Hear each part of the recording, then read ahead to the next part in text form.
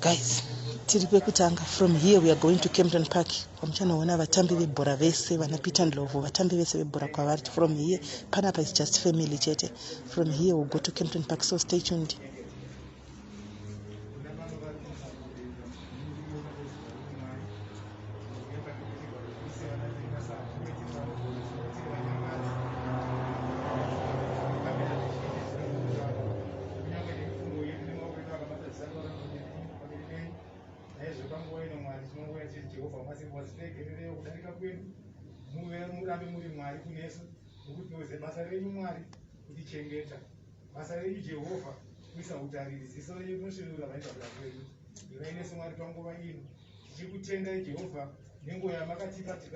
Charles takadzisa zvizhinji kwaari iye akadzidza zvizhinji kunesu panguva ino Mwari tinongonyengetera mwana wenyu wasvika nguva yekuzorora patakutanga kugadzirira rwendo rwake Mwari tizonongoradzika kunyika yake ibarirwe.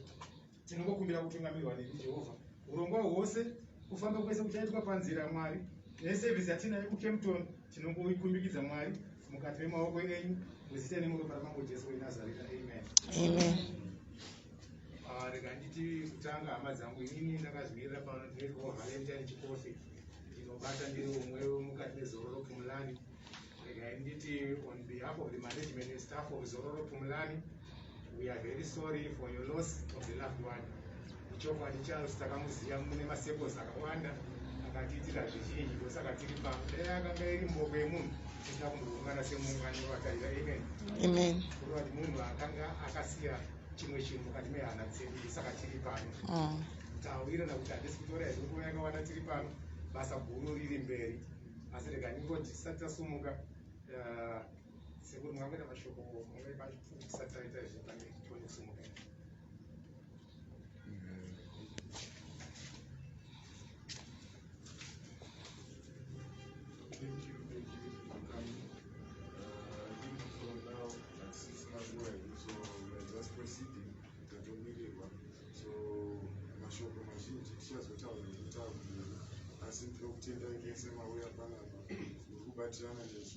Thank you very much. That's all of it.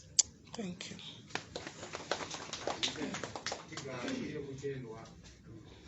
Nditi zvakare ndakamirira Zororo nevakuru vayo vose navashandi vose ichokwadi hama dzedu ashirewo kunyaradzwa Mwari ugare vatiitire zvakanaka. Mambo Jesu vakati takuenda tinokusiyirai mweya munyaradzi, asi mweya munyaradzi unodawo pekunogara, so zviri kunesu kuzarura mwoyo yedu kuti tisvike nguva yemunyaradzwa. Panguva ino kufungidza kuti dzimweni dzenguva pane vamwe vachangotadza kuenda kumberi kana vakagumira pano. Zviro zvingangonakawo kuti kana vachakwanisa kuona mutunhu tinozarura, vanokwanisa kuona vashoma voona vamwe vatozononera kumberi. Hazvina kushanda. Handizvozvo vari comfortable vacho. Sorry. Vanokwanisa vacho kana kuti vari comfortable vacho. It's not a problem. And kana wawanawo mukana kuno kumberi, you might leave others the opportunity pamwe nguva dzinozotidya. So vanokwanisa panapa mohamaita body viewing kumberi tono accommodate vari kumberi kuti tisabva tanoita crowded as well. Very comfortable. Kana usingakwanise, it's also okay. Don't push yourself. Those who are comfortable. Kana musiri comfortable, taisirwa prayer, togona kugara tachirongeka kumotikari, totanga kufamba. Very comfortable, you get in, toataenda kumotikari.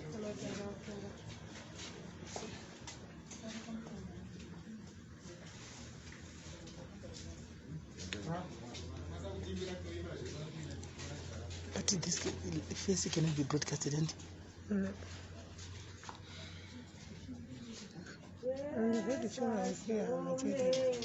no zvandikubvunzira handisi kuziva mudzimai uchatipa gwahedi andipa gwahedi handisiri kuziva ndakubvunza zvefesi manje kuti should I broadcast it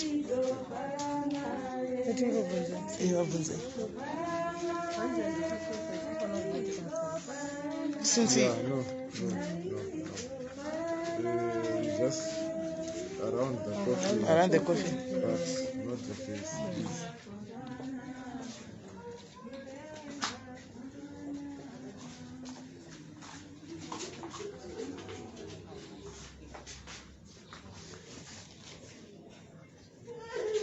Guys, I won't be showing you the face. I'll just show you the coffin, not the face, right? I'll show you the coffin, not the face.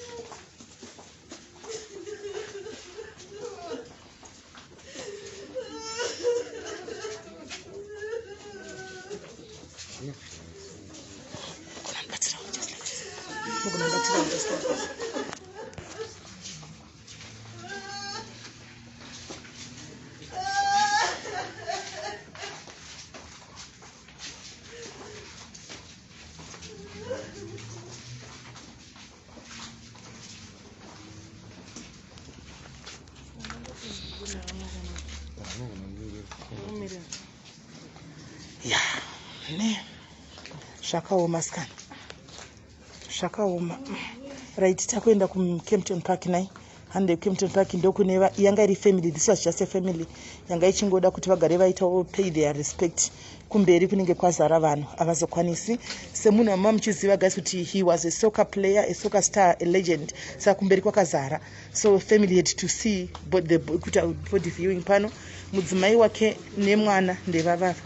Ndo mudzimai wake. Ndo mudzimai wake ava ndo mwana ava vari tu ndo mudzimai ndo mwana ndiye mudzimai ndiye mwana anditi right paipa ndiye nchiti ngatirongekei paipa ndo zvanenge ndichitaura izvi kana nchiti ngatirongekei paipa ndo zvanenge ndichitaura izvi kuti ngatirongekei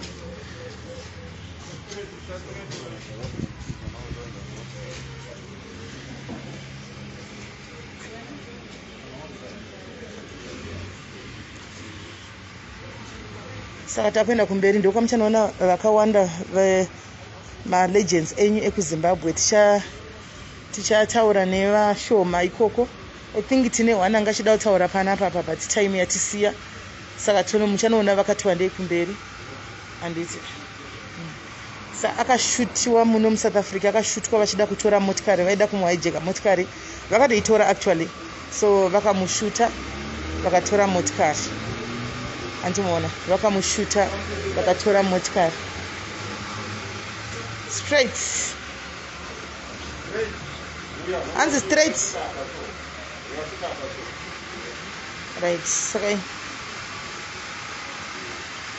aiwa Flosi handiti atiripo ndadongorera here andiwandiona ndaendawo here kunoona inga wandiona wani ndiripo padhuze wandiona wani ndo basa rangu kune vose vari kupinda iko zvino kumeka shuwa nditoripo padhuze ipapo ndo ndichiona ini wandiona wani inga wandiona wani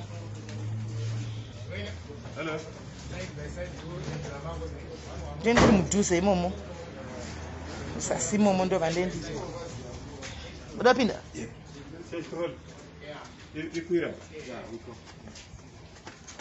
right takupinza umu ndoma takupinza umu right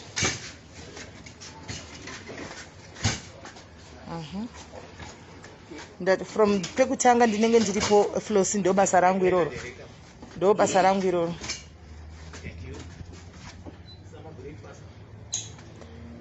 Venice ambambo ndo zvaungasora chitotaura sina kana nebasa rose kuno ku South Africa shamwari kuno nhamo dzekuno dzakasiyana nemafunerals ekuno akasiyana nenhamo dzamunoziva dzekuZimbabwe kuno kunotopfeka zvaunotolava kuchitopedza kuchitomwiwa doro ipapo inonzi after tears yayi saka muchiri kurarama kumasure tava kumberi kwekumberi saufunge embassy dzinoviga munhu nhai empress vatanga kuzvona nhasi odzoti tiri kuSA kana kuZim ndo zvatakungoita futi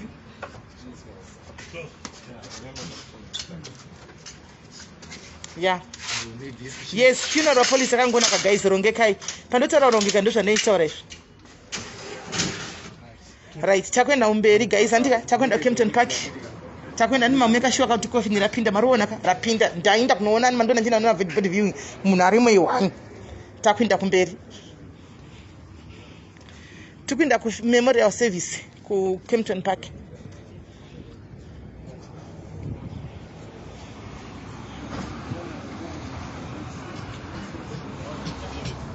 coffin ra casket coffin casket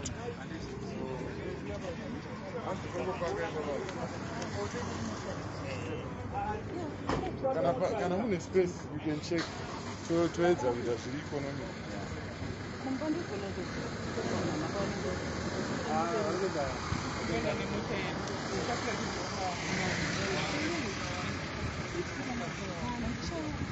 yes ndokuti funeral kwete nhamo saka kana uchiona tasati warongeka mndibate kana usati warongeka uchida kurongekawo kuda kujoina funeral ndochinya nokukudza every time gazeti amutize ichi ndocho chisingatyizo chero chikaita sei kana uri kuda kuvhura yako police ndibate kuseri ndokubatsira anditi ndichange ndinemi ndofamba nemi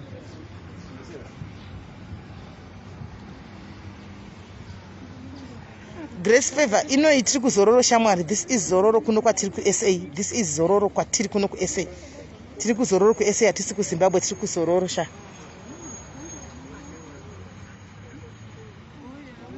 Hanzi show us his wife uyu ndiye mwana wacho this is the daughter guys this is the beautiful daughter and this is the wife anditi ndiye mudzimai wacho nemwana anditika vari kungokupaiwo macondolences avo people right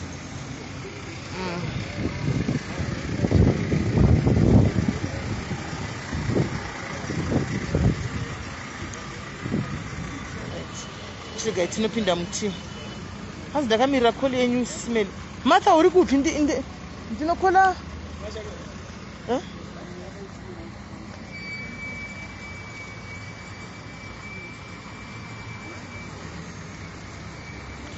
Karen anti vari pakuchema naye Karen asiwe Karen ka ari pakuchema chamwana kuwaita sei this is zororo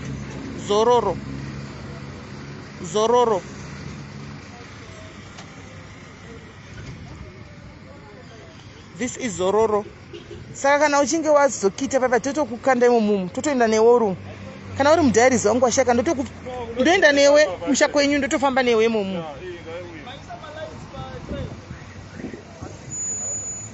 Tafara Makara namba dzangu dzinoti 064 ukaenda pa front page namba dzangu dziripo but guys vasiri kuziva vasiri varuda batsiro Tafara mupewo namba dzangu muziviseiwo namba dzangu Tafara mupewo namba dzangu wadapinda mukati all right mupewo namba dzangu andibati aruda kurongeka rongekai guys vadikani rongekai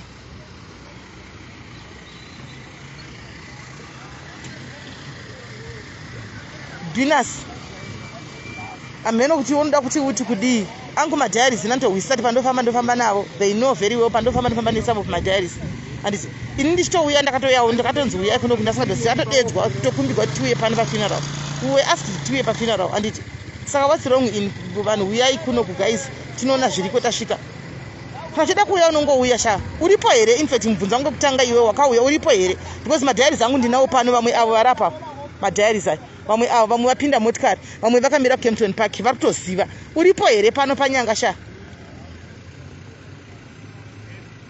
uripo here pano tizive kuti wauya tizotaurirana takatasana kumhese chikumbirana regerero kana wabatikana munin'ini nokuti madiaries ari pano aya madiaries aya arapa 3 apa koita vamwe 4 vapinda mheno vapinda mukombiyo koita vamwe vari kumberi uko vari kuti vatatimira ikoko they know vauya kusapota ndosaka chinzi diaries. This is diaries family. That's what we call kubatana. Ndo chinonzi kubatana. Hanzi na V thank you V mira ikoko ndikuya. Tiri kuya V rambai makamira ikoko tiri kuya. Rambai muri ikoko tiri kuya ikoko rambai makamira. Mairo pa uya ku WhatsApp. Aya ma diaries ai. Madzimai amuri kuona aya ma diaries ai. Ai avo. Ma diaries cheche ndo kwatinoti kubatana ikoko. Chikatika kwauri futi uri umwe wedu will do the same. Saka ndisi kuona kuti zvingaita nyaya stereke kunzi ngataurai kuti mazodai chinangwa ndo chiri important.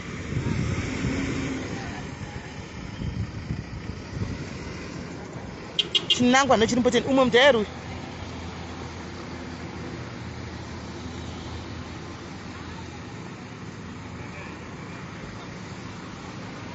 Saka binazi kana usipo ngati tadi kungosiya ina ndisi poka ndona ndichinda kumpumalanga uko ndandire brand ambassador. I went there to support because it was one of the diaries. Inini if it's one of the diaries I go there to support. Ndofunga uri kunzwisa ipapo I just go there iwo katonzi kana uri umwe wedu izvo wakafa wakaregister uri mudiaries uri mudatabase ukanzi wafirwa wala tiwafa au come then ndotouya nemamwe madiaries ikoko. Saka it's not about kuti nokuti muri brand ambassador. I support my own people. I support my own diaries. Ndofunga ndondona nchinda kumwe kunotorema kuenda but nekuda kuti mudiaries anenge andidedza andifonera I will go there.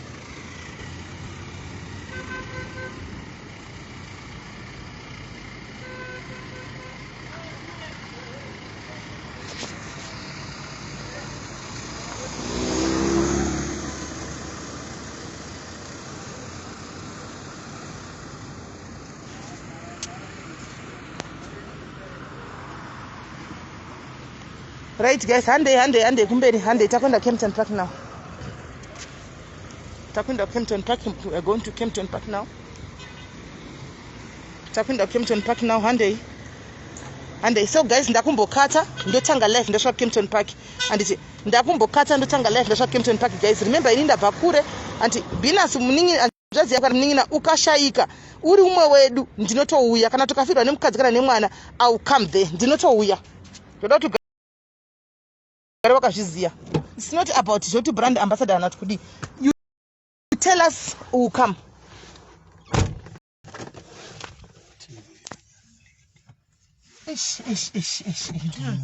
Ndosho ndataura kuti ngapinde muUber bye bye. Ndosho ndachitaura kuti ngapinde muUber arongeke. Wana waibhura wana urongeke wokuti.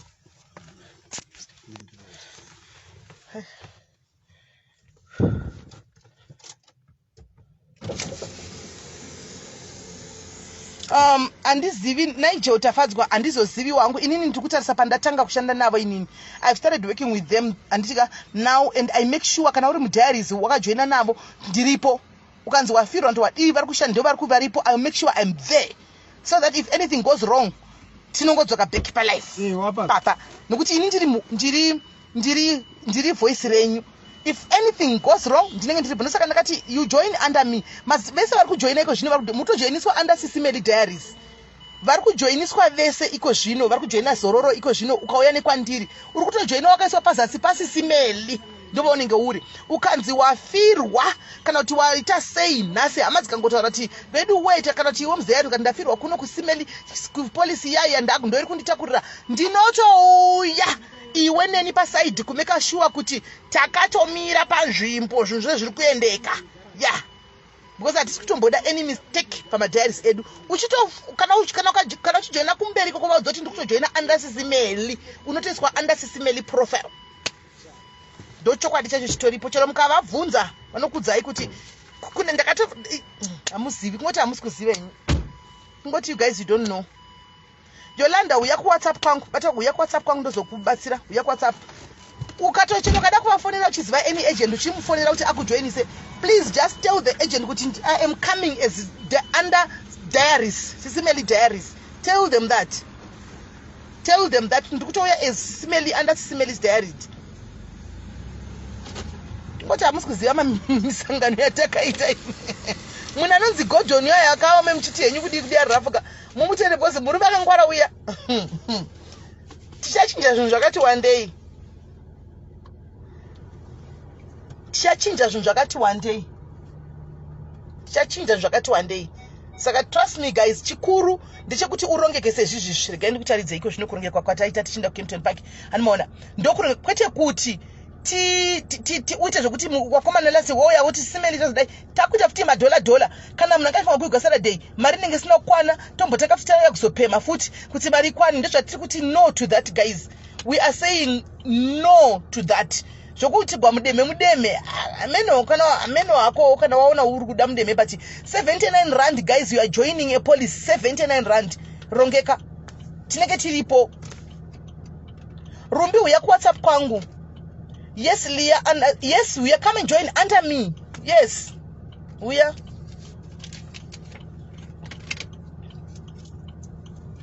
Anze rikuya su avese vakauya kwandira chiti makadhi nyari kuya handi makafonerwa makadhi nyari munzira ndatini ndakaya kuzogadzirisawo zvinhu ndakamirira madiaries angu because remember 2019 2020 takapinda busy nekucontributa mari chiti mabhodha inde kumba. Mukuremember nditi papa taiti tikati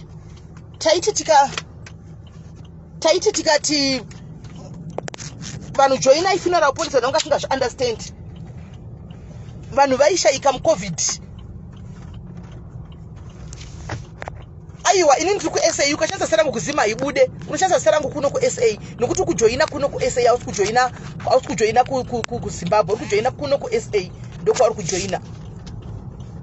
Kana wakangosema details kwandiri details akwa kana unofonerwa don't worry kana wangosema details kwa WhatsApp kwangu ndikakupindura kuti ndamaona noted ari kuningi kuya ana kurwara guys. Ndinokudza pepa kuti rufu arudze bhera. Kune umwe munhu akandishamisa nchiti chamwari funeral kwanzina handifi muza ndakaperegwa so makamboperegwa kuti zamunhu kuti neiwe funeral ndakaona kuti haipo apa womubvunza kuti neiwe wakajoina hanzi asi simeli nandifini ndakambotaka chifunga tikuita mafanisi ndikati iwe ndikutoremesa zvikanzi asi simeli zvina ndikufunga nzi ukataura zvekufa izvi undizoshurudzira kufa handifiko zvino like I'm like uyu muningi wangu yakakwana here zvinhu zvari kutaura izvi ari right here zvinhu zvari kutaura izvi kuti haafi hani maona.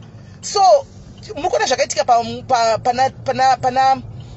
pane legend redu iri andisandafonerwa ndichacheka kuti andisandafonerwa simeli Empress. Alright, I'll check up. Wacha wakadaro. Hold on. Wacha sapafonerwa hold on. Ndiyo yotafara makara. Hold on, unyatso kuona da kuti nyatso kuprove kuti kana nchita zvinhu ndoita zvinhu ndiri pa serious anditi zvinhu nchijonga ndoita zvinhu nditori pa serious chap mira wacha wakadaro atei makadaro.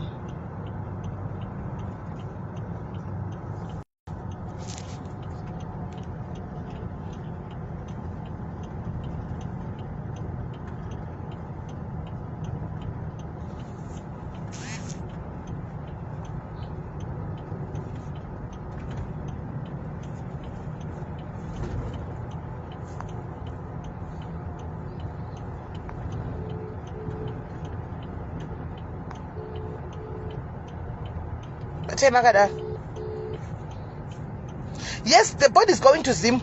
Body kwenda ku Zim for funeral. Mena ndifone direct call. Hold on. Ndifone direct call. Because kana tatawira na chunu ngachiitwe. Tikati vanhu ngavafonerwe vapiwe makadhi avo, vanhu ngavafonerwe vapiwe makadhi avo. Handisi kutomboita zvokuseka.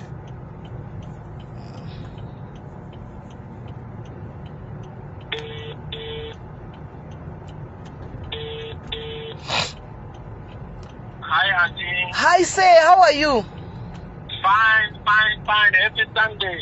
Happy Sunday. Okay, did you manage to call all the list that I gave you? No, not yet. But there is a certain prominent guy who passed away. Yeah, I'm there. I am at the funeral right now. So, like, people, I'm on live, and people were like, "Oh, no, we gave you our test. We haven't received any calls." I called some of them. No, not all of them. Funny, a prominent guy, Akashaya. Yeah, I'm there. Yes, I'm there. We are there at the funeral. Oh, ikoko futhi. Okay. Oh, saka muchafonera rini? All right. No, thank you. Thank you very much. Everyone on the list, but some of them are called. All right. No problem. I wanted to hear that, to confirm that shit. And there's vapupura kuti vafonere. Yeah, kana mchinge vachinge vafonerwa ngavapupura vafonerwa true. All right, no pakanaka. That's what is gonna business give us business. Prominent person. All right, no problem. Thank you. All right, sure.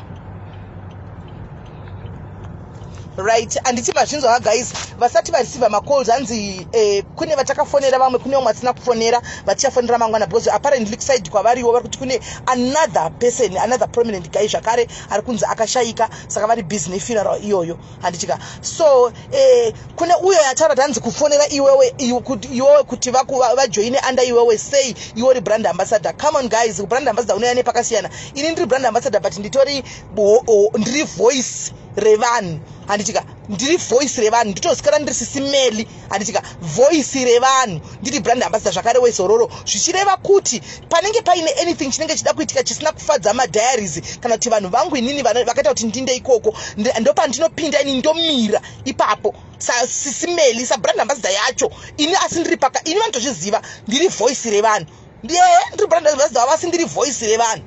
Hati uri kunzwisisa, saka ndati uzwisise ipapo anomaona uzwisise ipapo. Saka vanenge vachitoziva kuti ava vanhu vakauya naSIS MELLY, if anything happens munhu waSIS MELLY can come here and ask the questions.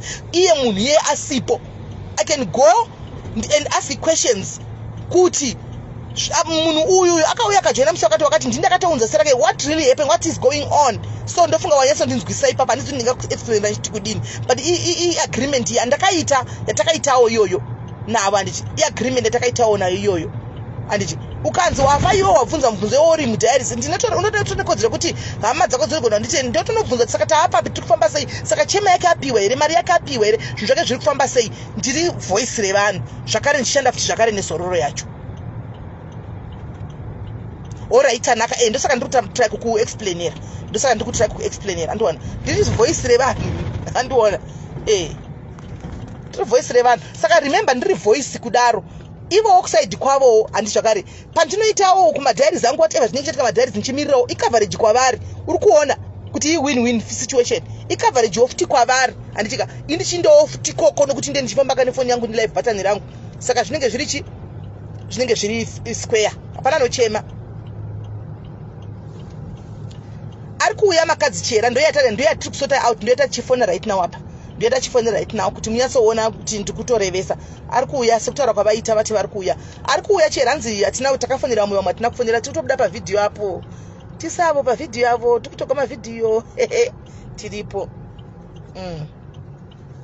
tiripo right. So guys, I think Captain Paki kure kubva kuno kwatiri kunoko chirega ndisave data handiti mozoona zvekumberi muchitaurawo nevamwe vatambi vebhora vachichawana variko. Handisi kuziva kuti Peter Ndlovu aripo here, avanga aripo Peter Ndlovu because ndiwe pano, kana aripo zvakare ndochiitawo oyewo mumhorosiwo madiaries handiti okumhorosiwo madiaries mobvunzawo mubvunzo miviri mitatu mutaurawo naye variko handitika. Umwe akatamba bhora naye ndiani aya umwe ari kuZimbabwe ndi Alois Bunjira ari kuZimbabwe vakatamba bhora vose zvekutodaro. Deborah Sivanda wakandipa here zita rako kuWhatsApp, wakandipa here madetails andakakumbira, kana vakandipa ndova ndiri kutaura, kana usinawo nandizivi ini.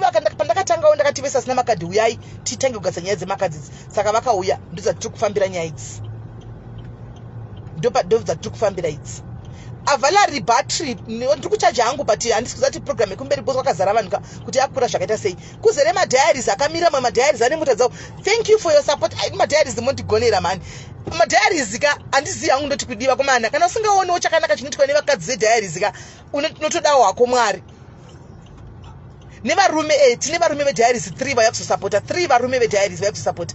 Tine 3 varume naWillard Katsandi tine 3 varume vadiaries vekuzosapota ka nevakadzi vakawanda. Vakadzi kachira vakandisikuira vana vadiki, nditira vakadzi vakuru mavaona nda kutadza ichi nditadza vana mai vakadzi vakuru, vana mai vakuru vari kuma50s vauya just because SIS MELLY said vauya kuzosapota handika vauya kuzosapota ende takutozivana ende tato zvonakidza guys. Handimaona next time akati problems ati ndandinaye kuya ndinotofangwa it's compulsory runototi uyendi. Saka madiaries auya guys, auya kuzosapota, madiaries auya kuzosapota aripo pano. Uya chera kuseri nezita rako nhasi chaivo kuti makwana pari kufonerwa upinde ipapo ufonerwe ritumirwe reTuesday kadhi rako. uya wachochera munhu aiwa madhairis munondidadisa ndichanisa kutendai zvakanaka angu vanhu vauya vanchanisa kutendai zvakanaka vapinda mukombi yesororo support. We put our differences aside.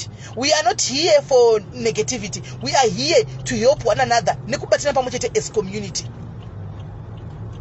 Animaona as community. We are setting an example, and we just believe that in the near future, tichange takawanda zvokutodarika zvatiri nhasi. That's what diaries represents. Animaona ndo zvatino representa isusu as my diaries. This is what we do. This is what we do. I want to kumanya. Munhu achara kuto escort pakati apaka. Patoipa. Munhu akuto escort pakati apaka. Idzo dzabe uko idzo. Sitangosara tiri 3 apa mbere apa. Dzimwe dzikumasure convoy. Hansi tiri pakempton back. Mudadi takuuya manje mudadi netsai taamurod takuyako. We are now coming. Thank you mudadi netsai ine team riri kwekoko. Thank you. Ndofunga muzivani but ndichazana tasvika. Saka ndasvika muti but ndikupei regalia aniti. Ndikupei regalia guys. Ma diaries tinoonekwa ne yellow. Anditika ma diaries tikuzoonekwa ne yellow. Andika ma diaries tuchaonekwa ne yellow saka ndikasvika ipapapo. Move manti ndikupfekedze ibo. Anditika Judy, the funeral I see mu diaries. Funeral de celebrity. Anazi ma legends aya soccer star legend weku angari uyo arapo pa flyer pomona. Aitambira Zimbabwe team anga kutambira kuno ku mamwe matimu maombe munomu akashutwa. Saka we were invited kakunzi uyai mudiwo muuye pa funeral ukaitseni ona katika uya ukaisine machi istika uya one ne ma diaries panapa. Tikauyawo tikataka kuti tikakumbirawo ku broadcaster tikanzi go ahead taku broadcaster yedu.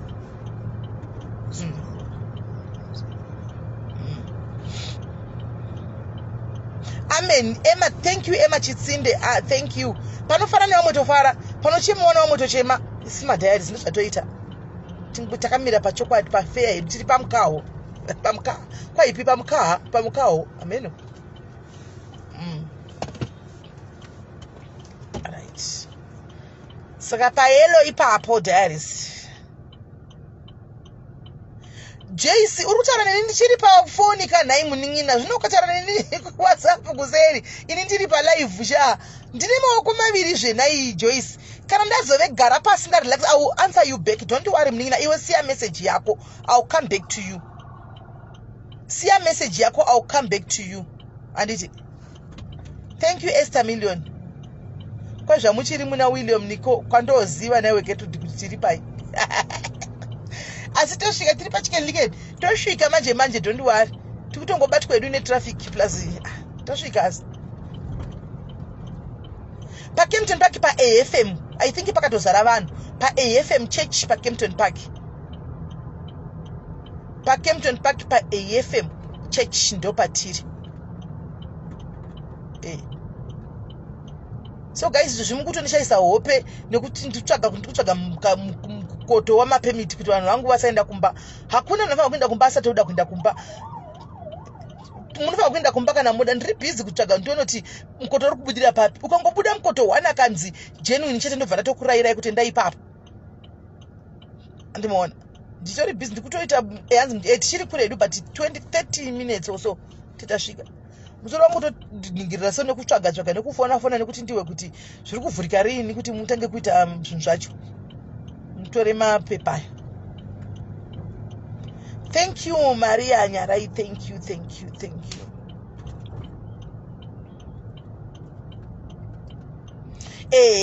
Judith ndipapo. Judith ndipapo chaipo. Ndipapo chaipo.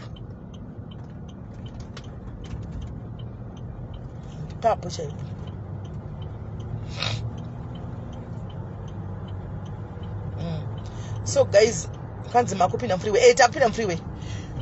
Alright nyaya kuti guys ndekuti ndakuchikata nokuti data battery I mean to say ndora kuchikira battery ndakuchikata kana ndakusvika ndotanga zvakare tosangana pa dhuze ipapo tatoye freeway manje. Antika Anzi Kempton ndaburuka pachikeni ndinomira pane vamwe inda kumba mhindi mukoto ndokudzai mukoto chavhurika mukoto chavhurika mirai iko zvinongoti vanenge vakapiwa ziso chete nemanga maokisi ava mukoto unovhurika aiwawo vanhu vemuno nemadiro anoita keshi mukoto unovhurika manje mirai zvenyu alright Maria tosvika manje very soon tosvika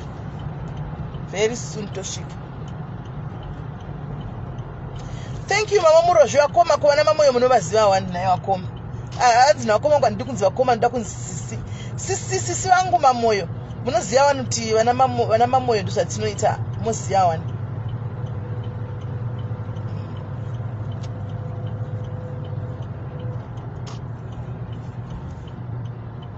right chiregai ndiinde guys ndodzoka kana ndakusvika